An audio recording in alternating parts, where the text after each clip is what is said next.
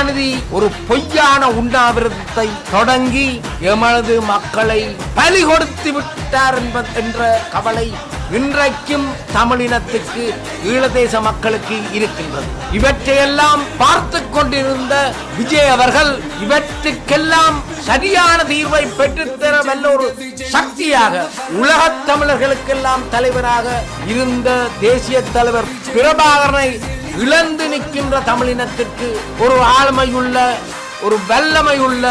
ஒரு நேர்மையான, உண்மைத்துவத்துடன் செயற்பட வல்ல ஒரு சக்தியாக விஜய் அவர்களை உலகத் தமிழர்கள் பார்க்கின்றார்கள். அப்பேற்பட்டதொரு ஆழ்மையை, நேர்மையை வருங்காலத்தில் கேவலமான அரசியல் சக்திகளை புறந்தள்ளி நேர்மையான ஒரு நண்பனை இந்த தமிழினம் 2026ஆம் ஆண்டு தமிழக முதலமைச்சராக இருத்தி வைக்கும் என்ற அசையாத நம்பிக்கையை